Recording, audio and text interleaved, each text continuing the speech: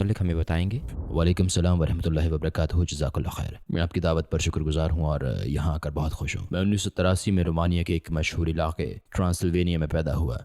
बहुत से लोग इसे इसी नाम से जानते हैं और मैं एक मखलूत ईसाई फैमिली में पैदा हुआ। मुझे 3 चर्चेस में बपतिस्मा दिया गया था, कैथोलिक, ऑर्थोडॉक्स और यूनिटेरियन चर्च में। कम्युनिस्ट हुकूमत के दौरान मेरी ज़िंदगी का ज़्यादातर हिस्सा रोमानिया में गुजरा और फिर इसके फ़ौरन बाद में कनाडा मुंतकिल हो गया। फिर बाद में मैंने इस्लामी तालीमात हासिल की। इस्लामी नफ्सियात के मुस्बत नुक्ता नज़र से काउंसलिंग और एक्सटेंशनल काउंसलिंग में भी महारत हासिल की और ये काम मैं आज तक कर रहा हूँ अल्हम्दुलिल्लाह, और मैं इस काम को पहले से ज़्यादा इंजॉय करता हूँ अल्हम्दुलिल्लाह। अकीदे के लिहाज से आपकी ज़िंदगी कैसी थी? आप किस पर ईमान रखते थे? मैं कह सकता हूँ बहुत छोटी उम्र से ही मुझ में खुदा पर ईमान का जज्बा था, ज़्यादातर मेरी दादी की वजह से। वो बहुत ही ज़्यादा अमली कैथोलिक थीं और मैंने उनके साथ बहुत ज़्यादा वक्त गुजारा। मैं स्कूल जाते हुए रुककर चर्च जाता, इबादत करता और अपने साथ स्कूल जाते किसी बच्चे को ले जाता। जैसे कि मैं जोर देता, तुम्हें इबादत के लिए आना पड़ेगा, गोया ये मेरे आस पड़ोस में एक अमली तहरीक थी। और फिर घर वापस जाते हुए मैं दोबारा चर्च जाता। जब भी मैं सड़क पार करता बगैर किसी की मदद के हर मर्तबा मैं चर्च जा निकलता। मैं मजहब पर काफ़ी अमल पैरा था। मैं बाइबल पढ़ता था, सिर्फ यही नहीं करता था बल्कि मैं क्लासेस में शरीक हो रहा था और मेरी फैमिली बहुत हैरान थी कि इतनी सी उम्र में मेरी लगन का ये आलिम था। जाहिर है मेरी दादी बहुत खुश थीं। वो कहती थीं तुम एक दिन पादरी बनोगे। वो हमेशा मुझे पादरी के करीब मेज़ तक ले जाती थीं। वो बहुत खुश थीं और उन्हें मुझ पर फ़ख्र था। तो मैं बहुत दीनदार बन गया और मुझे बाइबल का ख़ासा इल्म था और मैं मुतालिया, मुशाहिदा और तहकीक करता था। किस चीज़ ने आपको अपने अकायद पर सवालात उठाने पर मजबूर किया?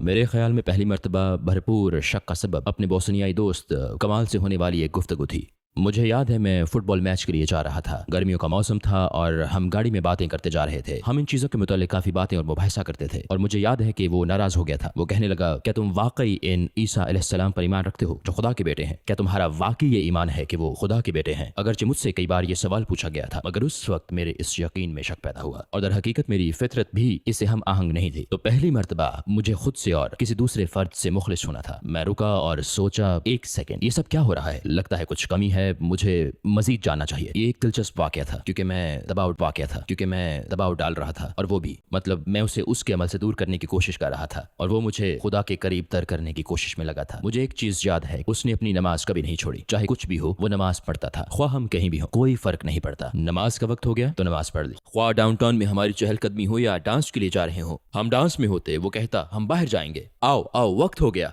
और मुझे उसका इंतजार करना पड़ता ताकि वो फारिग हो जाए और वहाँ कोई ना आए और उसे परेशान ना करे। पहली चीज जो मैं सोचता था, एक सेकंड, ये शख्स ये सब क्यों कर रहा है? और दूसरी चीज, उसकी नमाज के अंदाज का मुशाहिदा करता। कुदरती बात है कि मुझे उससे पूछना पड़ा। मैंने कहा, भाई हम डांस कर रहे हैं, लुत्फ उठा रहे हैं, हम वहाँ ये सब कर रहे हैं, मगर तुम नमाज पढ़ने लगते हो, मुझे ये तजाद लगता है। उसने कहा, नहीं, ये इसलिए है कि मैं जानता हूँ जो कुछ मैं कर रहा हूँ वो गलत है और ये खुदा तक पहुँचने का दुरुस्त दरवाजा है और मैं इस दरवाजे को बंद नहीं कर सकता। और दर हकीकत इस बात ने मुझे सोचने पर मजबूर किया। सच तो यह है कि अपनी दीनदारी को देखकर मुझे इससे हसद महसूस हुआ क्योंकि मैं इतना मुखलिस नहीं हूँ जितना कि वो है, और फिर भी मैं खुद को हक पर समझता हूँ। और इस शख्स को देखो कि कितना मुखलिस है। सिर्फ यही नहीं, जरा देखो तो वो नमाज कैसे पढ़ता है। और दूसरी चीज जिसने अकली तौर पर मुझे झंझोड़ा ये थी कि मैं बाइबल पढ़ रहा था और बाइबल में पैगंबरों की नमाज की जो तफसील थी उसी तरह वो नमाज पढ़ता, जैसे अपना चेहरा जमीन पर रखकर। हकीकतन ठीक है, बाइबल में ऐसे ही बयान हुआ है। ये दिलचस्प बात है क्योंकि रोमानिया के लोग भी तुर्कों की नमाज का मजाक उड़ाते थे और कहते थे कि वो मुंह के बल गिर जाते हैं, लेकिन बाइबल में बिल्कुल इसी तरीके का जिक्र है। गार्डन ऑफ गेट्समैन में दर्ज तमाम पैगंबरों और पैगंबर ईसा अलैहिस्सलाम का तरीका, वो खुदा की इबादत के लिए चेहरा जमीन पर रखते थे। तो इस मुशाहिदे से पहले मैं ये बातें किसी हद तक जानता था। मैंने इसका पूरी जिंदगी मुतालिया किया था लेकिन कभी ये जुड़ा नहीं, लेकिन उस दिन ये जुड़ गया।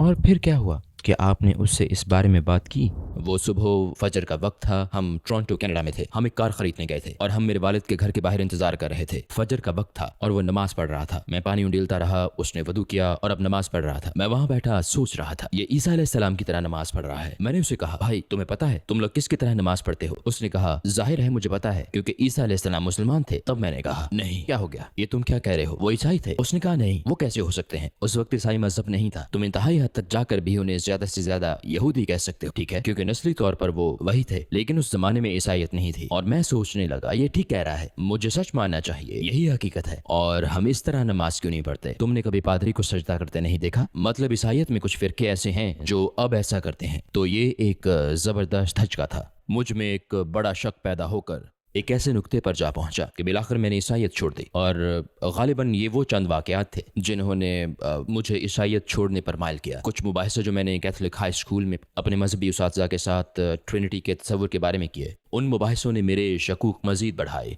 जो कि अच्छा हुआ, क्योंकि कम अज़ कम अब मेरे लिए पहली चिंगारी जल चुकी थी। मेरा ईमान था कि खुदा मौजूद है, लेकिन जैसे किसी शय की कमी थी। ठीक है, मैं खुदा पर ईमान रखता हूँ, मगर अकली फितरत परस्त डीएस्ट भी यही करते हैं, वो भी खुदा को मानते हैं। किसी चीज़ की कमी थी। निज़ाम कहाँ है, मुझे इस पर कैसे अमल करना है, हिदायत कहाँ है, ये मेरी उस दरियाफ्त का अगला मरहला था। लेकिन मैंने ईसाईयत को छोड़ दिया। ईसाईयत छोड़ने के बाद आप इस्लाम के करीब कैसे आए? मैं बिल्कुल एक नौजवान था। मैं एक फुटबॉल टीम में सुपरस्टार था। अखबारात में मेरी खबरें छपती थीं, लेकिन मैं खुश नहीं था। मसलन मुझे एक पार्टी से वापस आना याद है, मगर ये चीज़ें भी अब सुकून बख्श नहीं थीं। मेरा दिल भर चुका, क्लब से अचाट हो गया। मैं तब भी उन चीज़ों से थक चुका था। मुझे औरतों की ख्वाहिशा परवाह नहीं थी, मुझे अपनी गाड़ियों की परवाह नहीं थी, मुझे उन सब चीज़ों की परवाह नहीं थी, ख्वाह हो या ना हो। मैं घर जाता और अपने बिस्तर पर लेट जाता, छत की तरफ देखते हुए सोचता, क्या मसला है और क्या चाहिए, क्या कुछ बाकी रहा है। मैंने ये भी कर लिया, मैंने वो भी कर लिया, मैं खुश नहीं हूँ। और फिर एक रात मैंने ये ख्वाब देखा, जहाँ मैं एक बार फिर एक पार्टी में हूँ, अपने आप में मगन हूँ और इस लड़की के पास से गुजरता हूँ और वो चाकू निकाल कर मुझ में घोंप देती है। और ये बहुत वाज़ेह था, बहुत हकीकी था। मैंने दर्द महसूस किया, मैंने ब्लेड की ठंडक महसूस की और अंधेरा था। मैं बस दीवारों के दरमियान चल रहा था और एक दरवाजा आया। मैं दरवाजे से गुजरता हूँ और मेरा खून बह रहा है और दर्द भी है। और फिर मैं दरवाजा खोलता हूँ, वहाँ बहुत अंधेरा था। वो पिछली गली या बाग जैसी कोई जगह थी और मैं आसमान की तरफ देखता हूँ और इस अंधेरे में एक रोशनी थी और बस मेरी रूह निकल गई और उसके साथ ही मेरी आंख खुल गई। मैं जागा, मैं पसीने में शराबूर और रो रहा था और मैं रोए जा रहा था। मैं बिल्कुल उनकी तरह था जैसे, मतलब जब आप खुद को रोक नहीं पाते। मेरी पहली सोच ये थी कि कुछ हुआ है, ये एक निशानी है। मैं अपने भाई और माँ को देखने गया, उन्हें चेक किया, सब ठीक है। मैं वापस गया, मैं बस रो रहा था, रोए जा रहा था और मैं पूरा पसीने में भीग चुका था, जैसे किसी ने मुझे तालाब में डुबोया हो और मेरा पूरा बिस्तर गीला था। मैंने सोचा कि मैं बाथरूम गया था और हकीकतन मेरे साथ कभी ऐसा नहीं हुआ था, लेकिन मैं जानता था कि मुझे कुछ करना है। मैं जानता था जैसे खुदा मुझे बुला रहा है और मैं अपने इंतखाब की बुनियाद महज एक ख्वाब को नहीं बना रहा, लेकिन मेरे लिए ये बहुत गहरी और ज़ाती चीज़ थी। जैसे एक बार मैंने हज़रत ईसा अलैहिस्सलाम से मुताल्लिक़ ख्वाब देखा था। ये बहुत दिलचस्प था क्योंकि मैं इन्हें गाड़ी में ले जा रहा था। वो पिछली सीट पर लेटे हुए थे, थक गए थे। उन्होंने जलेबिया पहन रखा था, तोप। उन्होंने एडिडास के रनिंग शूज़ पहन रखे थे। मैं जानता हूँ ये एक अजीब ख्वाब है। वो मुझसे कह रहे थे, मैं थक गया हूँ गैब्रियल, तुम जानते हो मैं थक गया हूँ। मैंने गाड़ी रोकी और सब लोग इनके पास आ रहे थे। ओह ईसा अलैहिस्सलाम, खुदा। वो मुझे देख रहे थे और लोग गाड़ी के गिर्द जमा होने लगे, जैसे जब कोई शख्स मशहूर हो तो होता है। और उन्होंने मुझसे कहा, इन्हें देखो, ये समझते हैं कि मैं खुदा हूँ और मैं थक गया हूँ। मैं यहाँ थक कर लेटा हूँ और ये समझते हैं कि मैं खुदा हूँ। ये वाकई बहुत वाज़ेह था। मैं अपने इस्लाम के इंतखाब की बुनियाद इस ख्वाब या इस जैसी किसी चीज़ पर नहीं रखता। नहीं, लोग इन बातों का दावा करते रहते हैं, लेकिन ये चीज़ें दूसरे लोगों के लिए भी अहमियत रखती हैं। उन्हें यह समझने की ज़रूरत है कि खुदा जोर दे रहा है। मतलब ये नहीं कि जो दिखाई दिया वैसा ही हो। खुदा आपका दिमाग खोल रहा है सवाल करने, समझने और मजीद आगे देखने के लिए। और इसी चीज ने मुझे अगले मरहले तक पहुंचाया, जहां मैं जानता था कि मुझे कुछ करना है। और एक ख्वाब के बाद मैं जान गया था। मजीद किस बात ने आपको इस्लाम की तरफ राग़िब किया? मुझे याद है पहली बार कुरान सुनना, और ये इतना दिलकश था कि मैं इसका गर्विदा हो गया था। मैं इसका मतलब नहीं जानता था, मैं बिल्कुल अनजान था। मैं उस वक्त अरबी नहीं समझता था, लेकिन उस तिलावत ने मेरे दिल को छुआ। और इस्लाम को समझने के बाद मैंने महसूस किया कि ये कोई नई चीज़ नहीं थी। मैंने महसूस किया कि ये आलमगीर है, गोया ये एक तसलसल है। मैंने खुद को बदलता हुआ नहीं बल्कि एडजस्ट करता महसूस किया। तमाम अंबिया को, पुराने और नए सहीफे को जानते हुए मुझे यूं लगा जैसे इस्लाम बस आखिरी सहीफा है। और फिर आखिरकार ये समझना कि इस्लाम इस पैगाम का तसलसल है, एक माकूल बात है। जैसे कि पहले था ला इलाहा इल्लल्लाह, मूसा रसूलुल्लाह, ईसा रसूलुल्लाह, नूह रसूलुल्लाह, इब्राहीम, और अब ये है ला इलाहा इल्लल्लाह मुहम्मद रसूलुल्लाह। वही चीज़ है। इसमें एक हिस्सा वही है जो ला इलाहा इल्लल्लाह है और दूसरा हिस्सा बदल रहा है, जिनमें नबी तब्दील हुए हैं। ये लाजवाब बात है, वह चीज़ है जो माकूल लगती है। आखिर ऐसा क्या हुआ कि आपने मुसलमान होने का फैसला कर लिया? मुझे याद है मैं पहले ही यूनिवर्सिटी में था, पहले यूनिवर्सिटी, वहाँ मैं कमाल से दोबारा मिला। वो लाइब्रेरी में था और उस वक्त इंटरनेट सिर्फ मखसूस जगहों पर होता था। मैं मौत के बारे में एक वीडियो देख रहा था और ये अहमद बखातर की नशीद थी, लास्ट ब्रेथ। एक छोटी सी एनिमेशन थी, ये मौत से मुतालिक थी। मैंने इसे देखा और एक बार फिर उसका मुझ पर इतना असर हुआ कि अगर मैं कल मर जाऊं तो क्या होगा, मैं किसके लिए ताखीर कर रहा हूं। वैसे मैं उस वक्त तक मैं पहले ही हर रात कुरान पढ़ रहा था। एक सफ़ा मैं बहुत पुरजोश था। मुझे याद है कि ये एक तरह से मेरी आदत थी। मैं हर रात तकरीबन थोड़ा थोड़ा पढ़ता था। मुझे यूं लगता था जैसे ये मेरे और कुरान के दरमियान एक बहस है। गोया मेरे ये तमाम सवालात हैं और यूं ये सफ़ा पढ़ रहा हूँ, गोया जवाब आ रहा है। गोया मैं अपने जहन में मजीद सवालात पूछ रहा हूँ। मैं कह रहा हूँ नहीं, और फिर दोबारा अगला जवाब आता है। کیا یہ سب کچھ اسلام سے پہلے ہوتا تھا؟ ہاں، اور پھر میں گھر واپس جاتا، مجھ سے مزید انتظار نہیں ہوتا تھا۔ قرآن میرے بستر کے بالکل پاس ہوتا تھا، میں پڑھتا تھا اور یہ تقریباً ایک لڑائی کی طرح تھا، اور کئی بار میں نے حقیقتاً محسوس کیا جیسے یہ مجھ سے بات کر رہا ہے۔ میں جانتا ہوں کہ لوگ سوچتے تھے آخر یہ کیا ہے، لیکن جیسے ہی میں اٹھا اور جو کچھ بھی ہو میرے ذہن میں جو بھی ہوتا، یعنی میں کسی سوال پر سوچ رہا ہوتا اور اسے کھولتا تو یہ وہیں سے کھلتا اور اسی صفحے پر جواب موجود پاتا، اور اس سے آپ کو یہ احساس ملتا ہے کہ کیا ہو رہا ہے، جیسے اللہ آپ کو دیکھ رہا ہے، اللہ بات کر رہا ہے۔ اسی لیے بعض علماء کہتے ہیں اگر تم اللہ سے بات کرنا چاہتے ہو تو دعا کرو، اگر تم چاہتے ہو کہ اللہ تم سے بات کرے تو قرآن پڑھو۔ اسلام کی طرف آپ کے سفر کے آخری مراحل کیا تھے؟ میں ایک دن اٹھا اور میں شدید افسردہ تھا۔ میں نے اپنے ذہن میں کہا کہ تم کس چیز کا انتظار کر رہے ہو؟ تم جانتے ہو، تمہیں معلوم ہے، یہ سچ ہے۔ میں یونیورسٹی گیا اور میں اپنے دوست کمال سے ملا۔ میں نے کہا میں چاہتا ہوں آج رات تم میرے گھر آؤ۔ مزید کہا کہ مجھے کسی کام میں آپ کی مدد چاہیے۔ تو اس نے پوچھا تم ٹھیک ہو؟ میں نے کہا بس تمہیں آنا ہے۔ اس نے کہا ٹھیک ہے، کوئی مسئلہ نہیں، میں آ جاؤں گا۔ اس وقت امتحانات ہو رہے تھے، میں اپنے گھر کی بالائی منزل میں کچھ لوگوں کے ساتھ پڑھ رہا تھا۔ تب کمال نے نیچے سے مجھے آواز دی، میں آ گیا ہوں۔ تو ٹھیک ہے، میں نیچے آتا ہوں۔ تو میں نیچے گیا، رات ہو چکی تھی اور میں نے بس اس کی طرف دیکھا۔ اس نے پوچھا کیا ہوا بھائی، آپ ٹھیک تو ہو؟ میں نے کہا میں مسلمان ہونا چاہتا ہوں۔ اس نے کہا میں جانتا تھا۔ اس نے کہا میں جانتا تھا۔ میں نے کہا کیا مطلب؟ کہنے لگا کیا تمہیں وہ لمبی تراویح یاد ہے جو ہم نے اکٹھے پڑھی تھی؟ اس نے کہا میں سجدے میں اللہ تعالیٰ سے دعا مانگ رہا تھا کہ یہ لڑکا آپ کو ڈھونڈ رہا ہے، اس کی اسلام کی طرف رہنمائی کریں، اسے اسلام کے لیے قبول کر لیں۔ اس نے صرف اتنا کہا، میرے ساتھ پڑھو۔ میں پہلے ہی جانتا تھا کیا کہنا ہے۔ جب میں نے کلمہ شہادت پڑھا تو مجھے لگا کہ ان الفاظ کے کہنے سے مجھ سے بوجھ ہٹ گیا ہے، اور اسی رات میری نیند بالکل مختلف رہی۔ آپ کے اسلام قبول کرنے پر آپ کے خاندان اور آپ کے آس پاس کے لوگوں کا کیا رد عمل تھا؟ میرا خیال ہے سب سے پہلے میں نے اپنی ماں کو بتایا تھا۔ وہ کافی فکر مند ہو گئی تھیں کیونکہ ان کے بھی وہی تعصبات تھے جو میرے ہوا کرتے تھے۔ میں سمجھ سکتا تھا۔ ہم شروع میں بحث کرتے تھے اور وہ اسلام کے بارے میں توہین آمیز باتیں کہتی تھیں۔ میں نے انتہائی دفاعی رد عمل ظاہر کیا، عقل مندی نہیں دکھائی۔ میں نے ان کے ساتھ سخت رویہ اپنایا، اور سبحان اللہ، میرے خیال میں میرا اسلام لانا صرف اللہ تعالیٰ کی نعمت ہے، کیونکہ میں نے کوئی اچھی مثال قائم نہیں کی تھی۔ حالانکہ انہوں نے تبدیلیاں محسوس کی تھیں، لیکن میں اپنے انتخاب کے بارے میں بہت پرجوش تھا، اور سبحان اللہ آخر کار انہوں نے کتابیں مانگی اور کوشش کی، اور شاید وہ میری تردید کرنے کی کوشش کر رہی تھیں یا مجھے غلط ثابت کرنے کی، اور نتیجتاً انہوں نے اسلام قبول کر لیا۔ واقعی میرے اسلام قبول کرنے کے تقریباً 1.5 سال بعد یہ ایک بڑا جھٹکا تھا، کیونکہ مجھے اس کی توقع نہیں تھی۔ اور پھر میں نے اپنے بھائی سے کہا۔ میرے بھائی کا رویہ کافی ناپختہ تھا کیونکہ وہ میرا مذاق اڑاتا اور میرے انتخاب کی وجہ سے کافی ناراض تھا، کیونکہ میں بدل گیا تھا۔ جو کام مجھے پہلے پسند تھے اب نہیں کرنا چاہتا تھا، اور شاید اپنے والد کو میں نے سب سے آخر میں بتایا۔ انہوں نے کوئی پرواہ نہیں کی، اور مجھے یاد ہے میری دادی، انہوں نے کہا میں ہمیشہ سوچتی تھی کہ تم پادری بنو گے۔ میں نے کہا میں نہیں بن سکتا، اور میں ان سے بات کر رہا تھا۔ انہوں نے کہا تمہاری بات معقول ہے لیکن میرے لیے ممکن نہیں، میری پرورش اس طرح ہوئی ہے۔ میں نے کہا لیکن دیکھیں بائبل کیا کہتی ہے۔ انہوں نے کہا میں نے کبھی بائبل نہیں پڑھی۔ انہوں نے کہا میں صرف وہی سنتی ہوں جو پادری کہتا ہے، لیکن آپ کم از کم بائبل کی باتوں پر یقین تو رکھتی ہیں۔ کہنے لگیں اس سے فرق نہیں پڑتا کیونکہ میں بدل نہیں سکتی۔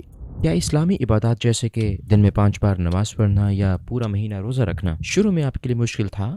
سچ پوچھیں تو شروع میں نماز مشکل نہیں تھی، لیکن میرے خیال میں میرے طرز زندگی کی وجہ سے مجھے عادت نہیں تھی۔ میں نماز میں شامل ہو جاتا یا رات کو نماز پڑھتا اسی طرح، لیکن فجر ہمیشہ وقت پر پڑھتا کیونکہ میں ہمیشہ صبح جلدی اٹھتا تھا، تو میرا خیال ہے پورا دن میں تھوڑا مصروف ہوتا تھا۔ لیکن بہت جلد میں نے خود کو ڈھال لیا۔ زندگی میں نظم و ضبط بہت ضروری تھا، اور اسلام آپ کو وہ نظم و ضبط دیتا ہے، تو مجھے لگتا ہے کہ میں اس میں بآسانی ڈھل گیا۔ روزہ رکھنا آسان تھا، میں نہیں جانتا، مجھے بہت پسند تھا۔ اسلام قبول کرنے کے بعد آپ کو کون سے 3 بڑے چیلنجز کا سامنا کرنا پڑا؟ پہلے نمبر پر سپورٹ ہے، اور آخر میں ہم سب سماجی مخلوق ہیں، ہمیں پیار چاہیے، ہمیں تعلقات چاہیے، ہمیں قبولیت کی سراہے جانے کی ضرورت ہوتی ہے۔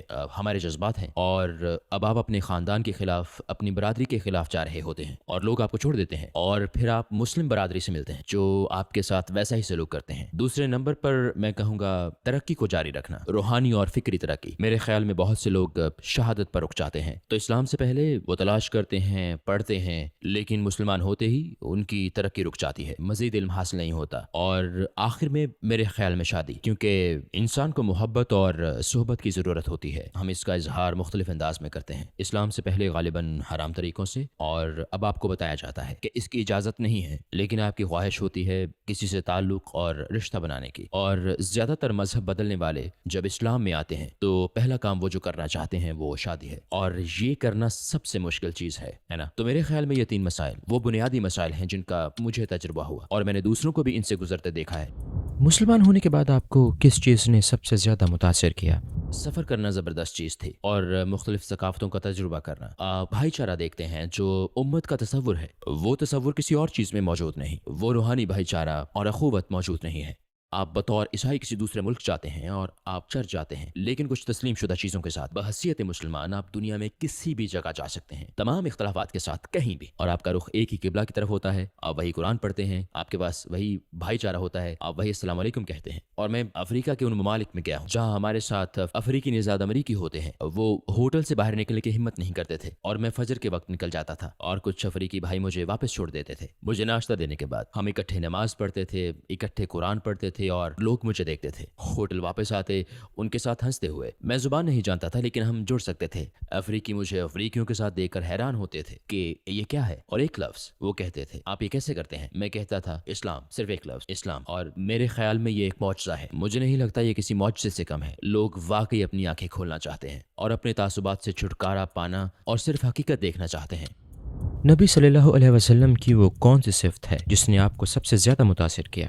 نبی صلی اللہ علیہ وسلم ہمیشہ کسی نہ کسی طرح اپنے مخاطب لوگوں کے مطابق خود کو ڈھال لیتے تھے. یہ ان کی ایک حیرت انگیز خوبی تھی. ان کا رویہ تمام لوگوں کے ساتھ کبھی ایک جیسا نہیں ہوتا تھا. وہ ہمیشہ انصاف کرتے تھے، لیکن اگر کوئی بچہ ان کے پاس آتا تو وہ ایڈجسٹ کرتے تھے. اگر صحرا میں رہنے والا کسی بدو کو مارنے آتا تو وہ ایڈجسٹ کرتے تھے. اگر پڑھے لکھے لوگ ان کے پاس آتے تو وہ ایڈجسٹ کرتے تھے. وہ سب کے لیے گنجائش پیدا کرتے تھے. کوئی عورت ان سے بات کرتی تو وہ ایڈجسٹ کرتے تھے. وہ ہمیشہ عوام کی سطح پر آتے، حتیٰ کہ اپنا بولنے کا انداز یا رویہ بھی تبدیل کر لیتے. حتیٰ کہ لوگ کبھی ایک ہی سوال بار بار کرتے، لیکن ان کے پس منظر کو جانتے ہوئے وہ انہیں ایسا جواب دیتے جس سے وہ بات سمجھ جاتے، اور اس سے انہیں آپس میں جڑنے اور ان کی زندگی کے لیے ضروری تبدیلی لانے میں مدد ملتی. میرا خیال ہے یہ بہت زبردست بات ہے. مجھے اسلام کے بارے میں کوئی اہم بات بتائیں جو آپ غیر مسلموں کو بتانا چاہتے ہیں. میرے خیال میں اسلام کے بارے میں سب سے اہم بات غیر مسلموں کو یہ معلوم ہونی چاہیے کہ اسلام کوئی مذہب نہیں ہے، یہ خود ایک زندگی ہے. اگر آپ سمجھتے ہیں کہ اسلام زندگی گزارنے کا ایک طریقہ ہے، طرز زندگی نہیں، معذرت شاید ہمیں محتاط رہنا پڑے گا، تو زندگی گزارنے کا یہی طریقہ ہے. آپ کے تمام مسائل کا حل ہے اور آپ کے تمام وجودی سوالات کا جواب ہے. ہر انسان کے سوالات ہوتے ہیں. مجھ سے یہ نہ کہو کہ ان کے سوالات نہیں ہیں. جب آپ پر لیٹتے ہیں رات 11 یا 2 بجے، آپ کو نیند نہیں آتی تو آپ ان تمام مسائل کے بارے میں سوچتے ہیں. اسلام اس دنیا کا ہر مسئلہ حل کر دے گا. نسل پرستی سے لے کر بدعنوانی تک سب کچھ اسلام ہی حل کر سکتا ہے. آپ اس وقت کون سے پروجیکٹس پر کام کر رہے ہیں؟ میں ابھی 2 پروجیکٹس پر سب سے زیادہ توجہ دے رہا ہوں، جو کہ تعلیم اور کاؤنسلنگ ہے، کیونکہ پھر وہی بات ہے کہ میں اسلام میں نیا ہوں اور سمجھنے کی کوشش کر رہا ہوں کہ میں کہاں فٹ ہو سکتا ہوں، میں امت کے کون سے مسائل حل کر سکتا ہوں. تو میں نے محسوس کیا کہ تعلیم بہت ضروری ہے. ابھی میری توجہ رومانیہ کے لوگوں، مسلمانوں اور غیر مسلموں کو تعلیم دینے پر ہے. لہٰذا ہم نے رومانیہ کی زبان میں ایسی کتابوں کا ترجمہ کیا ہے جن کا پہلے کبھی ترجمہ نہیں کیا گیا. جیسا کہ ہم بات کر رہے ہیں کہ ان کی پہلی تفسیر المختصر فی تفسیر ہے. رومانیہ کی زبان میں کوئی تفسیر نہیں تھی اور یہ پہلی تفسیر ہے جس کا رومانیہ کی زبان میں ترجمہ کیا گیا. تو یقیناً یہ بہت بڑا صدقہ جاریہ ہوگا انشاءاللہ. ہم نے قرآن اور بہت سی دوسری کتابوں کا ترجمہ بھی کیا ہے، بچوں کی کلاسز، بالغوں کی کلاسز، اور بس اسلام کی دعوت عموماً مختلف غیر مسلموں کے لیے. تو آخر میں آپ کیا کہنا چاہیں گے؟ مخلص رہیں. یہ آپ کے کام میں شاید سب سے مشکل چیز ہے. احادیث کی ہر کتاب کا آغاز اس حدیث سے ہوتا ہے، انما الاعمال بالنیات. اعمال کا دار و مدار نیتوں پر ہے، کیونکہ یہ نیت ہے، خلوص ہے، اخلاص ہے. جیسا کہ سفیان ثوری رحمۃ اللہ علیہ نے فرمایا، ما علجت شیئا علی شد من نیتی. مجھ پر میری نیت سے بڑھ کر کوئی معاملہ سخت ترین نہیں رہا. اخلاص. اگر آپ مخلص ہیں، اگر آپ واقعی خدا کو چاہتے ہیں، آپ اللہ تعالیٰ کو چاہتے ہیں، تو آپ اسے تلاش کر لیں گے، اسے پا لیں گے. لہٰذا اگر آپ مخلص ہیں تو آپ زندگی میں جو کچھ بھی کرتے ہیں، میرا خیال ہے آخر میں نتیجہ ہمیشہ مثبت ہوتا ہے. گیبریل بھائی، اس خوبصورت انٹرویو کے لیے آپ کا شکریہ اور امید ہے کہ ہم دوبارہ ملیں گے انشاءاللہ.